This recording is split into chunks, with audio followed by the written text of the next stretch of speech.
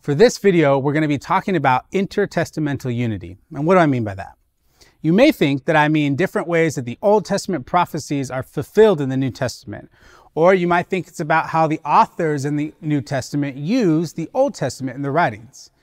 But in fact, although all of those are great things and good things to talk about, that's not what we're going to talk about here in this video. What we call the Old Testament, that was Jesus's Bible, and it was the Bible of the early church. Now, hopefully that's kind of obvious to you when you really think about it. But when Jesus wanted to explain truth, when he wanted to explain why he was doing, saying, and teaching and living the way that he was, he didn't quote Paul. Paul hadn't written yet. When Jesus wanted to tell somebody what the gospel was, he didn't walk them through the book of Romans, but he told them the promises from the book of Isaiah that had been fulfilled in his lifetime. Like, look at Luke 4.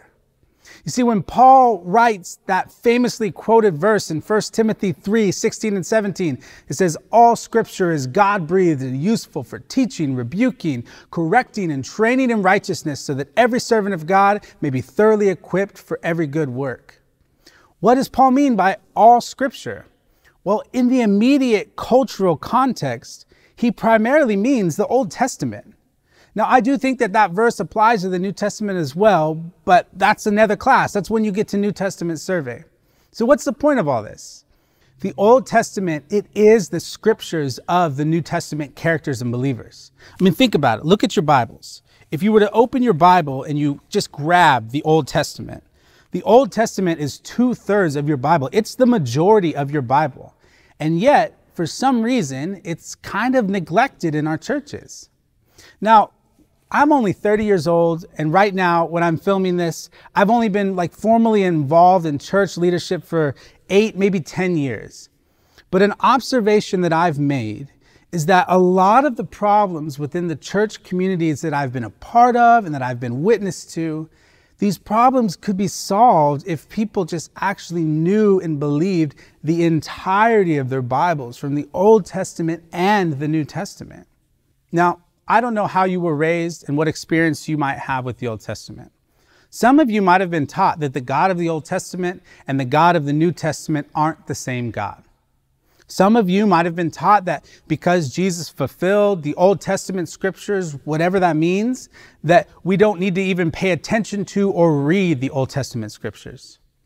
And some of you might have been taught that the Old and New Testament, they are on equal grounds for the believer, and you don't even really know why we're having this conversation. But here's my challenge to you. No matter what you have been raised to think about the Old Testament, let's give it another shot. These are the pages that informed the life, death, and ministry of Jesus. When Jesus grew in wisdom and stature, the book of Luke tells us that it was these scriptures that he grew in. These are the stories that shape the lives and worldviews of Paul and Peter, John and Timothy, Lydia, Junia, Phoebe. Allow these stories to shape you, to challenge and change your worldview, to show you different aspects of who the God of the Bible is and what he wants to accomplish here in his world. Allow these stories of the Old Testament to become your story and to transform your very being. For that is the very purpose of the scriptures.